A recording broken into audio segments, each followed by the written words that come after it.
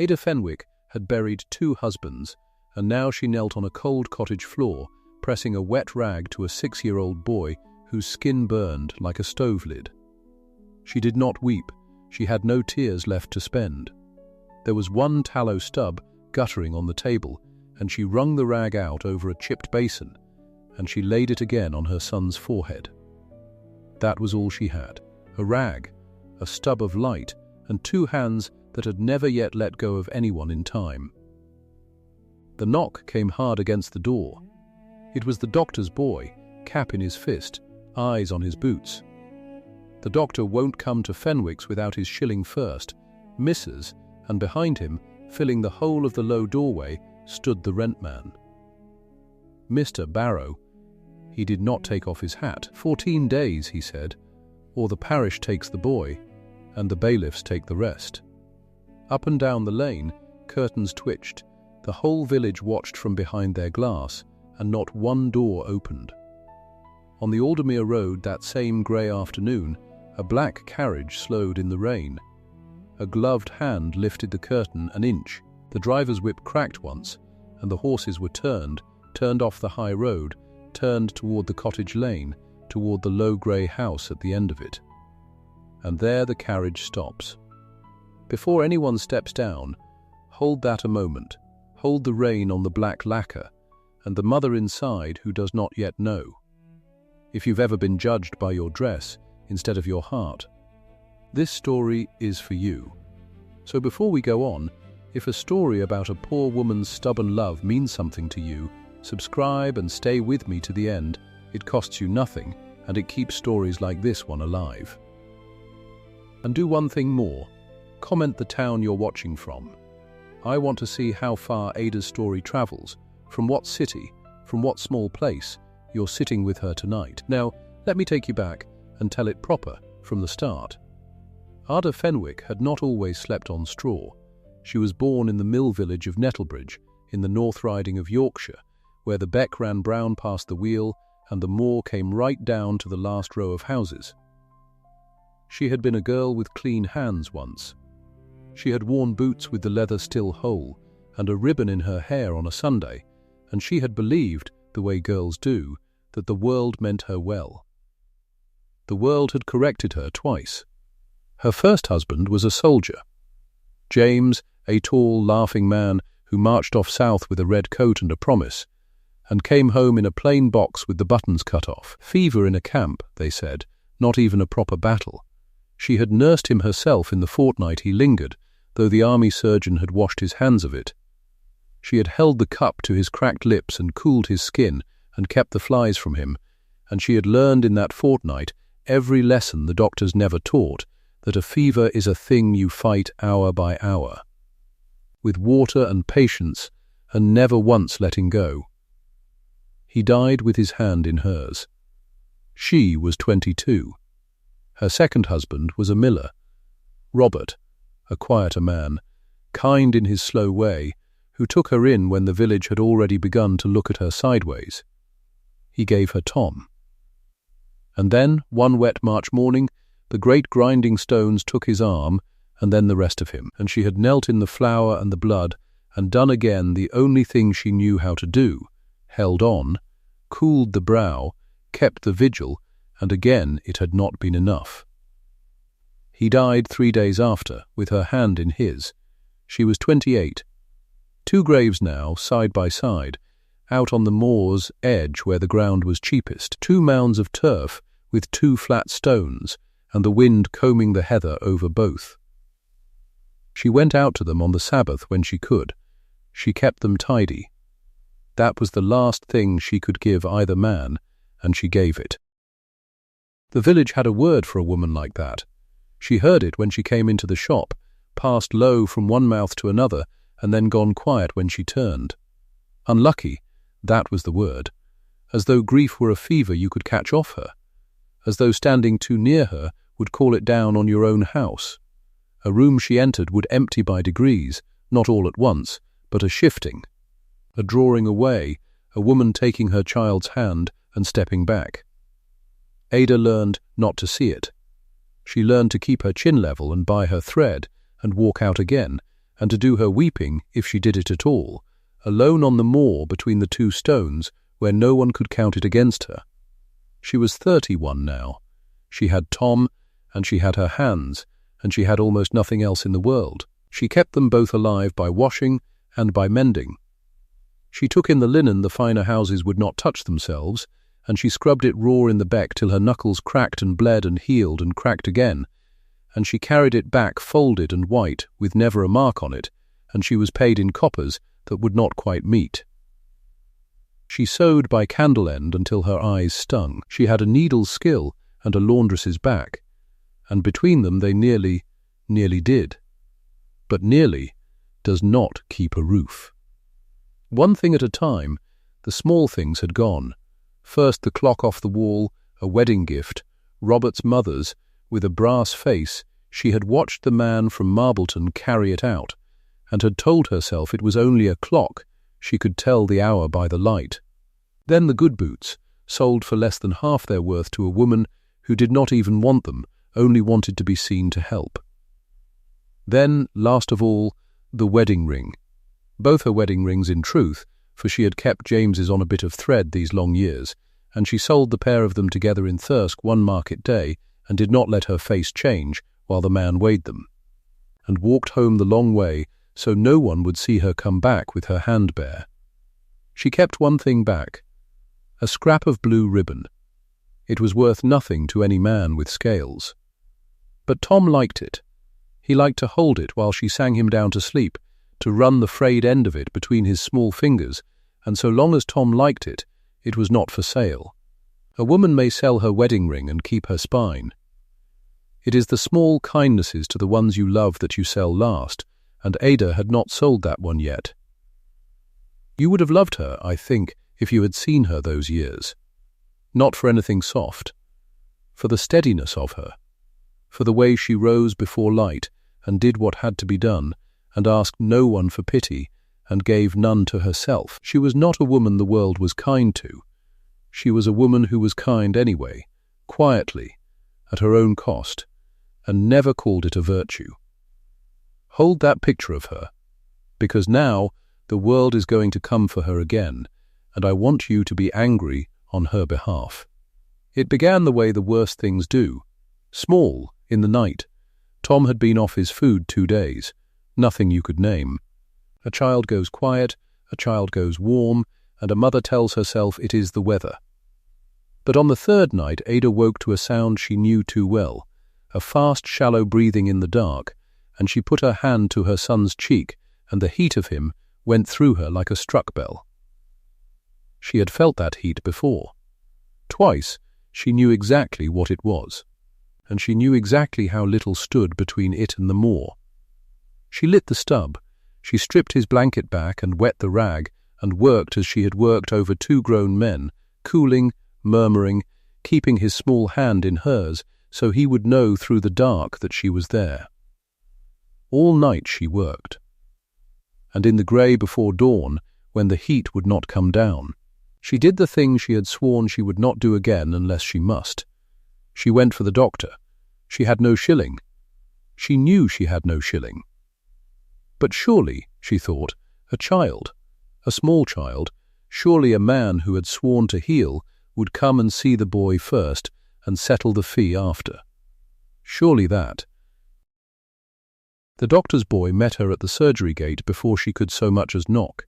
He would not look at her. He had clearly been told exactly what to say, and he said it low and quick to be done with it. The doctor won't come to Fenwick's without his shilling first, Mrs., and when she stood there, when she did not go, when she opened her mouth, he added, still to his boots, he says it particular, not to Fenwick's. On account of. He did not finish it. He did not need to. On account of what she was. On account of the word. She did not beg. Understand that about her. She could have wept at that gate, could have clung to the boy's sleeve, and part of her wanted to, the mother part that would have crawled, but she looked at the shut surgery window where she knew the man stood behind the curtain, and she straightened her back, and she said, "Tell your master I'll trouble him no more." and she turned and walked home with her son's life in her 2 empty hands. There was the apothecary. There was that. She had one warm thing left in the world.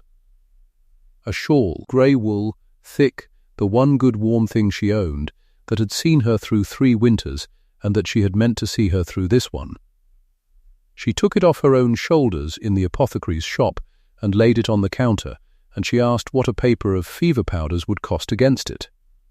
And the apothecary, who was not a cruel man, but was a careful one, felt the wool and named a fair exchange, and she took the powders and walked out into the November wind with nothing over her arms. The powders did nothing. She mixed them as told, a pinch to water, and got them down the boy between his shivering, and she watched through another day and another night, and the fever did not care about the apothecary's paper any more than it had cared about her prayers. It climbed, it sank, it climbed again, and her warm shawl was gone for it, and Tom was no better, and now she was cold too as she nursed him, which she did not once complain of, only pulled her thin sleeves down over her cracked wrists and kept on. That would have been enough for any one soul to bear. But the world was not finished with Ada Fenwick that week. Mr. Barrow came on the Thursday. Mr. Hollis Barrow collected for the Marbleton Estate Office, which owned the row Ada lived in, and a good deal else besides, and he was a punctual man. He did not raise his voice. That was the worst of him. If you want the truth, he never had to. He carried a leather book and a fist of nails and a printed notice, and he went along the lane doing sums out loud in a flat voice, and where the sums did not come right he took out the notice and nailed it to the door in front of the tenant and the street both. Ada owed £19. £19. To a woman earning in coppers it was the moon. It had crept up on her a penny and a shilling at a time through the bad winter and the 2 funerals and the doctor and the coffin man, and she had known it was there, the way you know a shape in a dark room, but she had not let herself add it up whole. Barrow added it up whole for her, on her own doorstep, in that flat and reasonable voice, while Tom coughed inside. £19. Mrs. Fenwick, not unkind. That was the horror of it. The office has been patient. The office cannot be patient past a point. And he took a nail and set the printed notice to the door frame beside her head, and drove it 1, 2, 3, so the whole lane heard the hammer. 14 days, a fortnight from today. Pay the arrears in full, or the estate takes possession. The boy'll go to the parish infirmary, that's provided for. They'll not turn a child out on the moor, you needn't fear that. The rest, the bailiffs will settle. He closed his book. I'm sorry for it, he said, and the terrible thing was that he half meant it, and it changed nothing at all. He touched his hat and went on to the next door, doing his sums. A fortnight, 14 days, and behind the nailed notice, a boy who might not have 14 hours.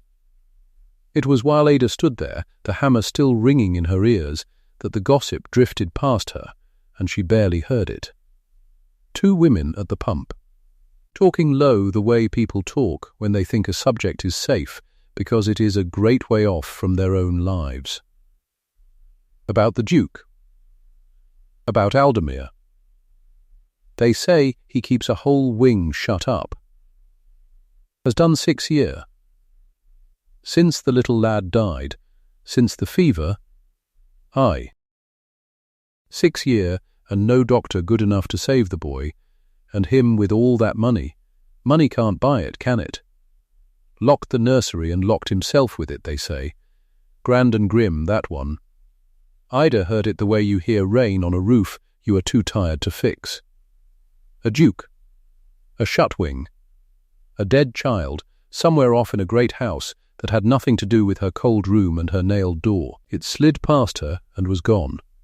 She had a fever to fight and a fortnight to somehow find £19 in, and a great man's old grief was the least of her concerns. She did not know, how could she, that she had just been handed the one fact that would explain everything that was about to happen to her. She turned and went back in to her son. The square came on the market day. Word travels in a village like Nettlebridge, and the word had gone round that the Fenwick boy was for the workhouse, that Barrow's notice was up, that the parish would be stepping in, and the parish, in the person of Mr. Grindle the overseer, chose the market day to step, because a thing done in front of the whole village saves a man the trouble of doing it twice. It was raining. Of course it was raining. The cobbles ran wet, and the market stalls dripped, and the whole village was out under its umbrellas and shawls, buying and selling and pretending not to have come to watch. Ada had come only to try to sell a bundle of mending and buy a little bread, with Tom wrapped against her because she dared not leave him alone by the fire. He was quiet against her shoulder. Too quiet. A small furnace under the blanket, and she stood at the edge of the square with him and tried to catch the eye of a customer, and the village flowed around her and did not quite meet her look. Mr.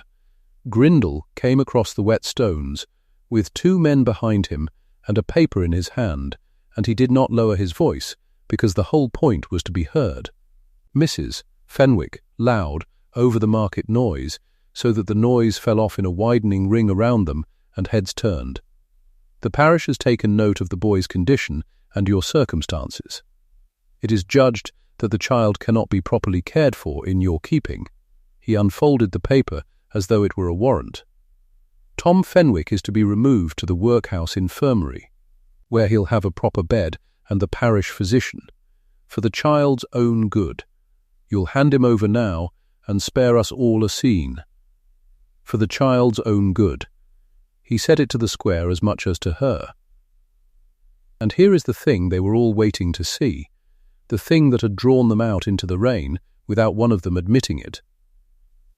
Would the unlucky woman weep? Would she cling and wail and be dragged?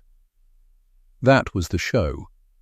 That was what a poor woman was expected to give them, a spectacle of her own breaking, so they could pity her and go home glad it was not them. Ada Fenwick did not give it to them. She turned so that her body was between Grindle and the boy, and she drew Tom closer against her, and she looked the overseer full in the face with the rain running off her hair, and she said, quite level, so that it carried without her raising it at all, "No, just that." No, and then, because he stood there with his paper as though the word were not allowed, he is my son. He is sick, and he needs his mother, and his mother is here. You'll not take a fevered child out into this wet to a workhouse bed to make a tidy morning for the parish. If you want him, you'll take him over me, in front of all these good people, and they can watch you do it. And she waited, in the rain, the boy burning against her heart, waiting to see whether the parish would truly lay hands on a mother and tear her child off her in the open square. They did not. Grindle blustered and folded his paper and muttered about the law and about coming back with the constable and about how it would go worse for her, and he turned and went, and his 2 men went after him, and the show was over, and it had not been the show anyone came for. The village looked away from her.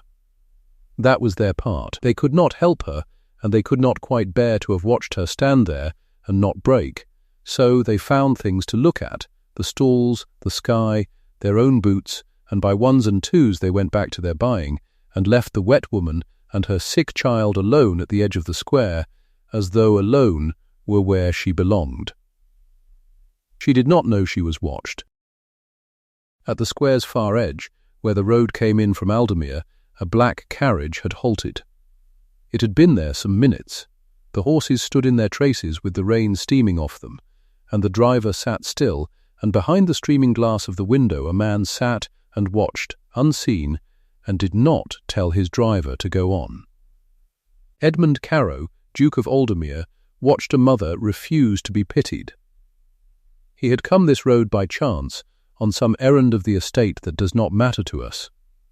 He had told the man to slow only because of the crowd, and then he had seen her, a thin woman, bare-armed in the cold, a child clutched to her, standing straight as a fence post in the rain, while a fat official read at her, and a whole village turned its face away. He watched her say her word. He could not hear it through the glass and the rain, but he saw her lips make it, saw the official fold his paper and go, saw her stand there after. Not triumphant, only holding on, only enduring, with nowhere to put down what she carried. Something in the Duke of Aldermere, which had been locked 6 years behind a nursery door, turned over in the dark. He did not get out. He was not a man who got out. He sat a long moment more, and then he rapped the roof with his stick, once, and the carriage moved on, and the woman never knew it had stopped.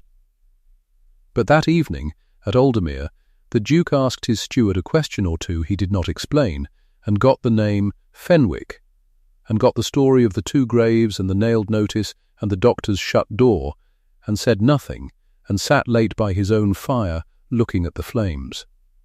That same night, in the cold cottage, Ada made herself a promise. She sat by Tom in the last of the tallow, and she did her sums the way Barrow did his, out loud in the flat voice of a person past feeling, and she saw that there was no way. £19 in a fortnight was no way. But she saw something else, harder and cleaner underneath the fear, and she took hold of it because it was the only firm thing in the room. She would not beg the parish.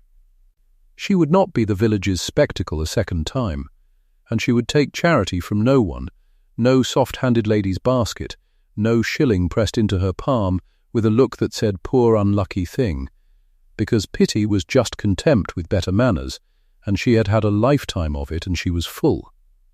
But work was not charity. Work she could take with her chin up, and there was one house in the whole riding great enough to have work she might be paid a real wage for.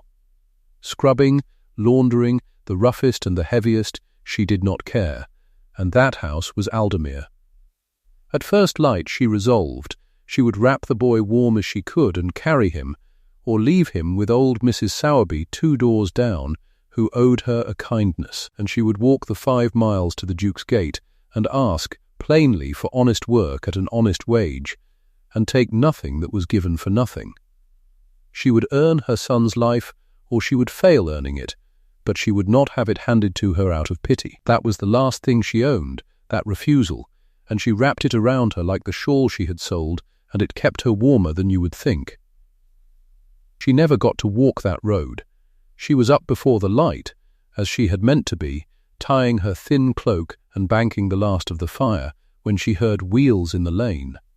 Wheels at that grey hour, in a lane where no one had a carriage. She stood still with the cloak half tied and listened, and the wheels came on and stopped, right outside her door, and there was the creak of a step let down, and then a knock, a firm, gloved, unhurried knock, the knock of a man who was used to doors opening. She opened it. And on the threshold, in a black coat with a black bag, stood a stranger of perhaps 50, clean-shaven and cool-eyed, with the settled certainty of a man who has never in his life been kept waiting on a step. "Mrs. Fenwick, I am Dr. Silas Grendon."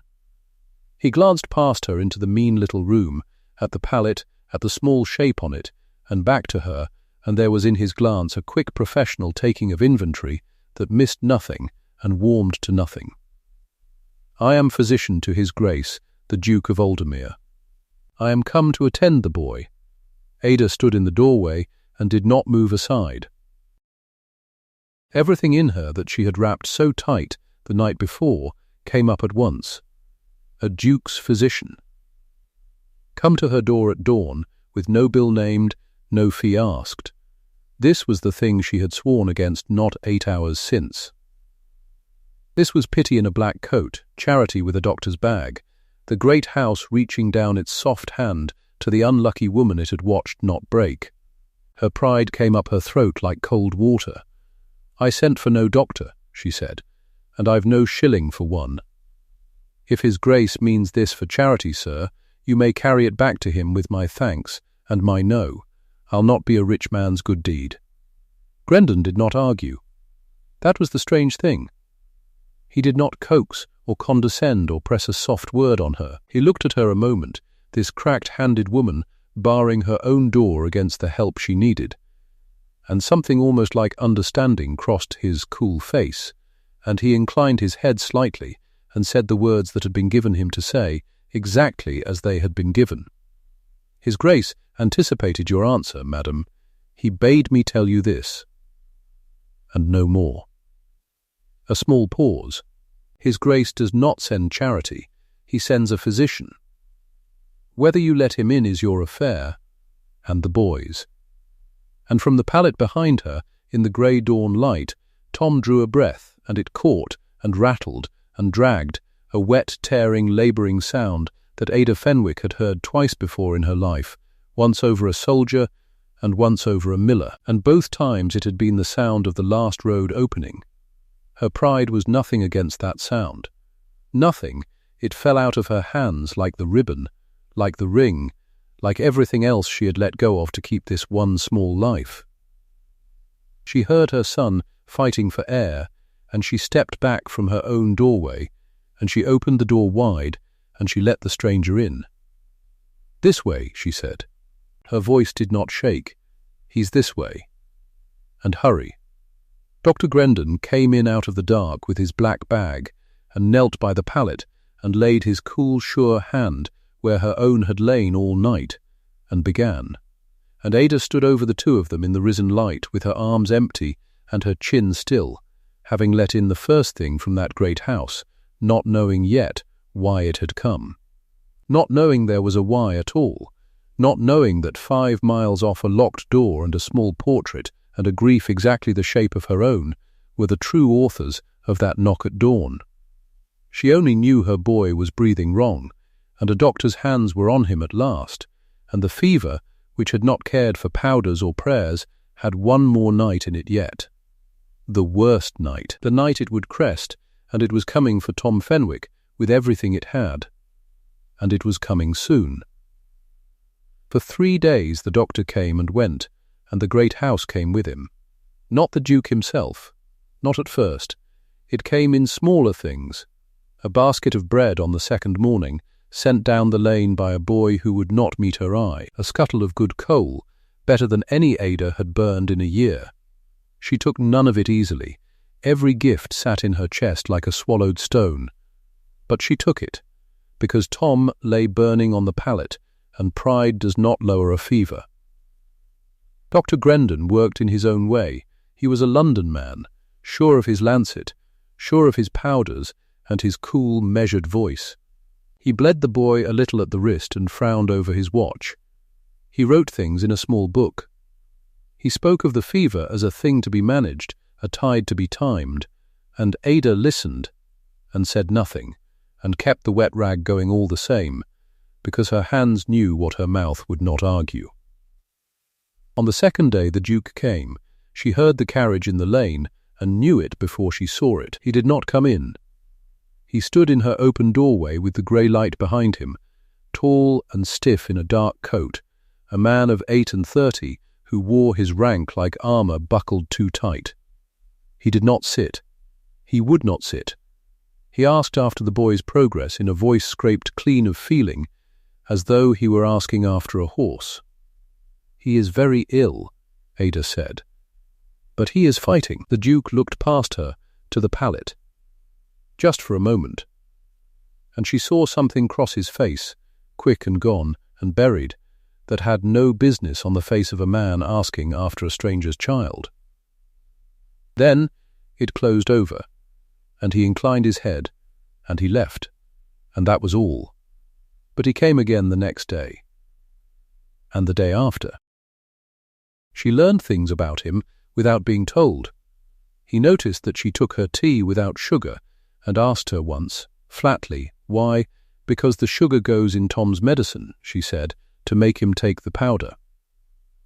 He said nothing to that, but the next basket held sugar, a whole cone of it, wrapped in blue paper. He noticed she had not eaten, and had bread sent. He noticed everything, this cold, formal man, and gave no sign of why a duke should notice a laundress's supper at all. And Ada, who could not tell care from pity, read it all as pity, and it galled her. Then came the worst night. It came the way she had feared it would, the way she had known it must, because she had heard that breathing twice before. Once over James, her soldier, dead of the camp fever when she was 22. Once over Robert, her miller, though he had gone quicker, under the grinding stones. She knew the sound of the last road opening, and on the fourth night, near midnight, Tom's breath found that sound. Grendon was not there. He had been called away not an hour before, a magistrate 5 miles off. Struck down with an apoplexy and a summons a country doctor could not refuse. He had looked at Tom before he went and felt his skin and counted his pulse, and his sure London face had gone still. "The fever will crest tonight," he said. "There is nothing now to be done but wait, and keep him warm, and pray. If he lives till morning, he will live. Do not disturb him. Keep the blankets on. I have written it here." And he set his orders on the table by the tallow stub, in a neat hand, and he took up his black bag, and he went out into the dark to save a magistrate. Ada stood over her son. His face was the colour of tallow. His small chest heaved and caught and dragged. The blue ribbon was in his fist, the one thing she had not sold, and he held it the way a drowning man holds a rope. She read the doctor's orders: keep the blankets on. Wait, pray, and Ada Fenwick, who had waited over 2 graves already, did not wait. She had nursed a fever like this once before. Not with lancets, not with London powders, with the things a poor woman has. She had done it for Robert's old mother years back, and the old woman had lived to bury her own son. She knew what the sure young doctor did not, because he had never sat 3 winters in a cold cottage, learning it the hard way. She stripped the blankets off her son. It went against everything the paper said. It went against every voice in the village that would have called her a murderess for letting the night air at a fevered child.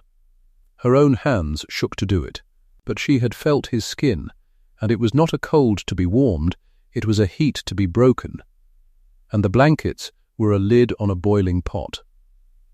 She built the fire low and got water, not warm water, the cold clean water from the moor spring, carried in that afternoon in the pail.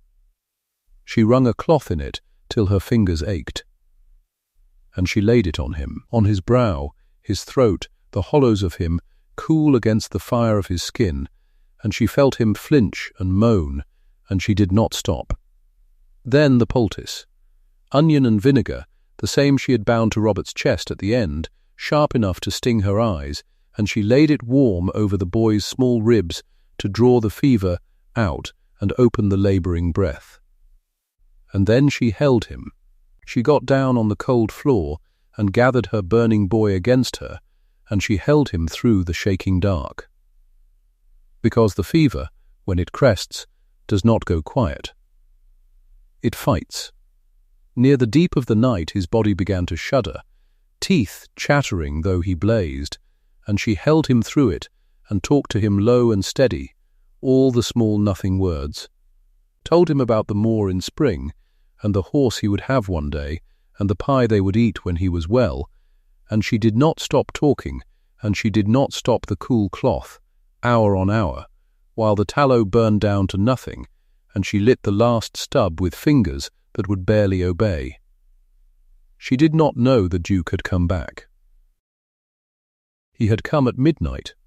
His business at home undone, driven by something he did not name, he had ridden down himself and found the doctor gone and the door ajar, and he had not knocked, and he had not entered.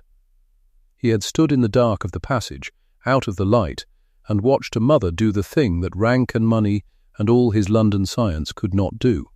Watched her strip the blankets against the great physician's written word. Watched her wring the cloth and lay it and hold the shaking boy and talk and talk and talk all through the worst hours of the worst night, and never once weep and never once let go. And somewhere in those hours, standing in a labourer's cold passage in his fine dark coat, the Duke of Aldermere put his face in his gloved hand and wept for the first time in 6 years. The fever broke at dawn. Ada felt it before she saw it. The blaze under her hands gave way, all at once, the way a wave gives way at the top of the sand. Tom went slack against her. For one terrible heartbeat she thought the worst, and pressed her ear to his chest, and there it was, his heart. Steady, and his breath, when it came soft and even and deep, the labouring gone out of it. His brow under her palm was wet with a clean cool sweat. He opened his eyes. They were his own eyes again, cloudy and tired, but his. "Ma'am," he said, "I'm thirsty." And Ada Fenwick, who had not wept over two husbands, who had had no tears left to spend, bent over her living son in the grey dawn and wept at last, silently, till the front of her dress was soaked with it. When she looked up, the Duke was standing in the doorway. And his own face was not dry. They looked at each other across the length of the little room, the Duke and the laundress, both of them undone by the same small breathing boy. Neither spoke. There was nothing yet that either knew how to say, but something had passed between them in that room that could not be unpassed, and both of them felt it, and both of them looked away from it. Afraid, Tom mended slowly, the way a hard broken thing mends. And the Duke came every day. He gave up pretending it was to hear the doctor's report. Grendon, when he returned and found the boy living against all his orders, had gone very quiet. He had read the cool cloth and the smell of onions still in the room, and he had looked at Ada with new eyes, not the eyes of a London man for a cottage woman, but the eyes of one nurse for another who has done a thing he could not. "You took the blankets off," he said, "against my written word." "I did," said Ida. She did not lower her eyes. He was silent a long moment. Then, stiffly, as a proud man says a hard thing, "Tell me what you used." "The poultice. Tell me exactly." And he took out his little book, and he wrote down what a poor twice-widowed woman told him, and it was the first time in his life he had done such a thing. The Duke's visits changed shape. He sat now. He had learned to sit, in that low chair by the fire, his long legs folded, and he read to the boy from a book he brought, and Tom, pale and propped on the pillow, watched the great man's face and was not afraid of him. One evening the Duke came with something under his coat. He set it on the boy's coverlet, without ceremony. A carved wooden horse, dark with age and handling, its mane worn smooth by some other small hand long ago. It was only gathering dust, the Duke said, and would not look at Ada as he said it. A house that size, it is full of such things. Tom took the horse the way he took the ribbon, both hands, whole heart. And the Duke watched him gallop it along the blanket ridge, and his face did that thing again, the quick crossing and the burying, and Ada saw it and did not understand it, and filed it away with all the other things about him she did not understand. They fell into a way of being those evenings. One candle between them, for candles cost money even at Aldermere's expense, and Ada would burn no more than she must, their heads bent near over the boy's book.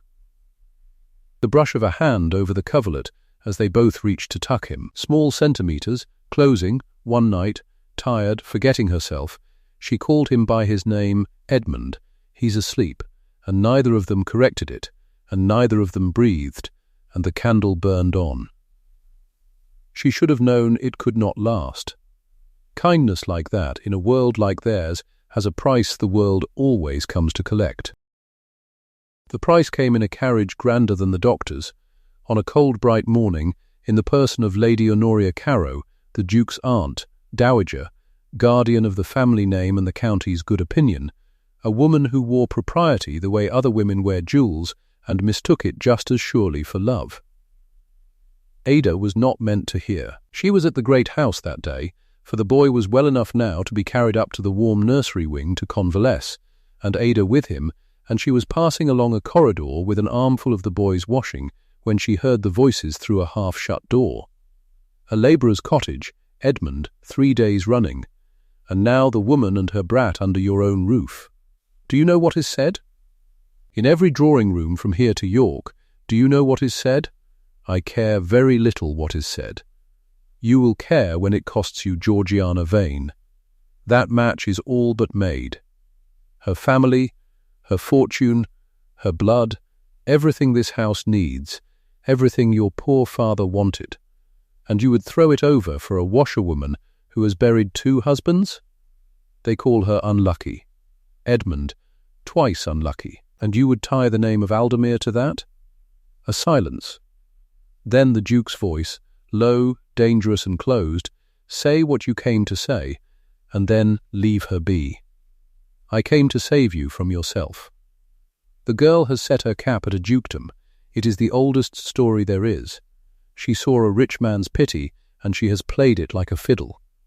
And you, God help you, you are too grieved and too lonely to see it. Ada stood in the cold corridor with her arms full of a sick child's washing, and she heard every word, and each one went into her like a nail. She set her cap at a dukedom. She played it like a fiddle. Was that what it looked like, from the outside? A poor unlucky woman, twice widowed, worming her way and her fatherless boy into a great house on the strength of a rich man's grief. She did not hear the Duke's answer. She did not stay to. She went back to the nursery, and she looked at her sleeping son, and the fine warm room, and the good coal, and the carved wooden horse, and for the first time she saw it all as the county saw it, and she was ashamed. And then she went looking for him, to have it out, and instead she found the room. She had not meant to. She had lost her way in that great house, corridor on corridor, and she came to a door that stood open where every other day it had stood shut. She had heard the servants speak of it in whispers. The locked wing. Shut up 6 years, since the little lad died. And here it was, open, and the Duke within, standing with his back to her, very still. It was a child's room. A nursery, frozen in time and thick with the dust of 6 years, a small bed made up and never slept in, a rocking horse, a shelf of toys, and on the shelf, plain as a wound, the twin of the horse that lay this moment in Tom's small hands 2 floors above. The same maker, the same worn mane. Above the little bed hung a portrait. A boy, perhaps 6 years old, dark-eyed, laughing, painted in the sure bright hope of a father who thought he had all the time in the world. The Duke did not turn. He knew she was there. Perhaps he had left the door open on purpose. Perhaps a man who has carried a thing alone for 6 years cannot, when the moment comes, help but let it be seen. His name was Henry, he said. He would be 12 now. Ada could not speak. He took a fever, such as your boy took.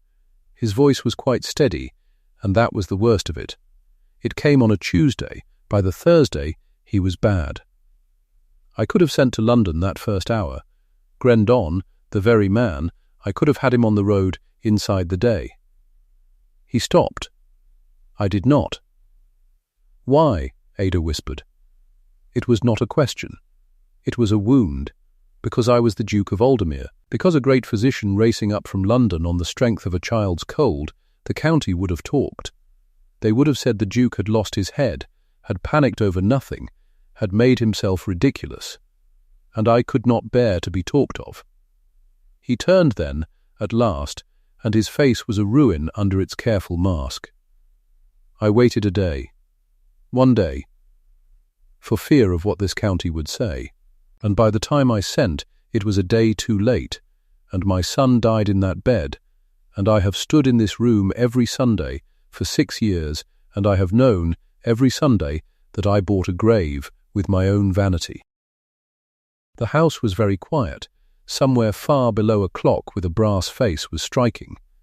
When my steward brought me your story, the Duke said, a woman on her knees over a fevered boy, a doctor who would not come without his shilling, and you standing in the square refusing to give the child up, I sent Grendon to your boy the first hour. I did not wait. I could not wait. Do you understand? I sent him because I once waited, and buried a son for the waiting, and there it was, the whole of it, laid open between them in the dust of a dead child's room, and Ada, who could not tell care from pity, made the last and worst mistake of her blindness. She heard it all, and she understood it all, and she understood it wrongly. He had not sent the doctor because he saw her. He had sent the doctor to buy back a day he could not buy back. She and Tom were not a woman and a boy to him. They were a penance. A second chance to be the father he had failed to be played out on somebody else's child. The evenings, the candle, the carved horse from the dead boy's shelf, Henry's horse, given to Tom, it had never been about Tom at all. It had been Edmund, kneeling every Sunday at a small grave, trying to be forgiven. "Then I am glad your Grace found some ease of it," she said, and her voice was very quiet and very steady and very cold. "You have saved a boy. It will not bring back the one you lost. But it is a kindness, and Tom is alive, and I will thank you for it every day I live." Something in his face reached for her. "Ada, but we cannot stay." She was already moving, already gathering, already fleeing the kindness she had read as charity, because that was the one thing in the world she did not know how to do: to stand still and be loved. "You have paid your debt to your Henry. You do not owe it to us to keep paying. I'll not have my boy grow up a monument to another woman's son. We will go home." She took Tom that evening. She wrapped the carved horse to leave it behind, and the boy cried, and she nearly broke, and in the end she could not do it. She let him keep it, and she hated herself for the weakness. And she walked the 5 miles home to Nettlebridge in the dark, with her son on her hip, and her dignity held together with both hands. And behind her the great house stood lit in the cold, and she did not look back. The rain turned to the first frost, and the fortnight ran out. She had not forgotten it, not for an hour. £19. 14 days to find it or lose the roof and the boy both. She had no £19. She had nothing left to sell. The ring was gone, the boots, the clock, the shawl. She had only her 2 hands and a mending basket and a son too newly well to leave. Barrow's fortnight expired on a Thursday. The bailiffs were set for Nettlebridge, and word ran ahead of them the way such word always does. By the Thursday morning half the village had drifted out into the market square to see it, the same square where the overseer Mr. Grindle had tried to take the boy in the rain, the same windows, the same looking-away faces. They had come to watch the unlucky widow put out of her house at last. Ada stood on the frosted cobbles with Tom's hand in hers. She had dressed them both as clean as she could. She had decided one thing in the long cold nights, and held to it. Whatever came, she would face it with her head up. She would go to the workhouse a woman and not a beggar. She would not be pitied. She would not be a rich man's memorial. She would be Ada Fenwick, who had buried 2 husbands and saved 1 son, and she would walk into that grey building on her own 2 feet. Barrow came with his ledger and his printed notice, and a constable at his shoulder. He looked almost sorry. He was only a man doing a wage.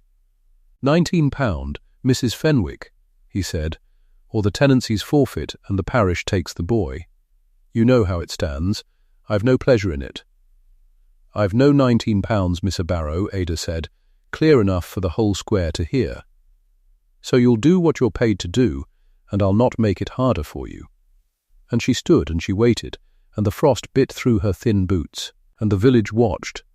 And then, at the far edge of the square, there was the sound of a horse.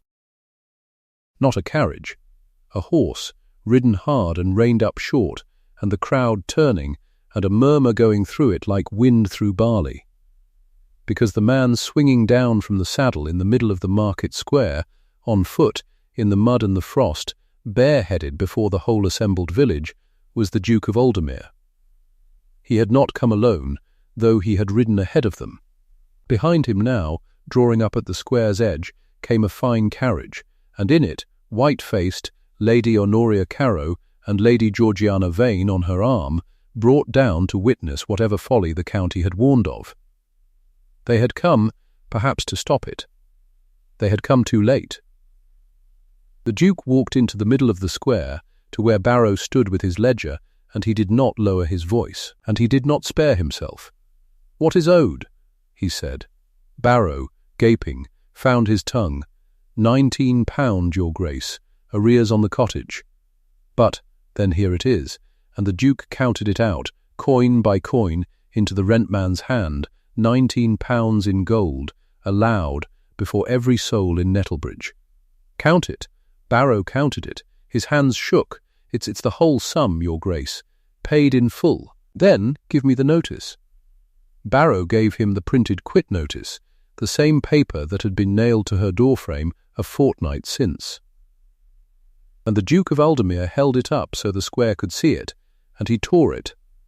Once, twice, and let the pieces fall into the frozen mud, and set his boot on them. Then he turned to the carriage at the edge of the square. To his aunt, and the whole village went still to hear it.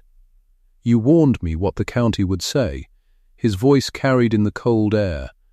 You have warned me of it all my life. And I listened to you once. Once, 6 years ago, I let a physician arrive too late, because I feared what this county would say. And I have paid for that silence at a small grave every Sunday for 6 years. He let that sit in the frost. I will not pay it twice.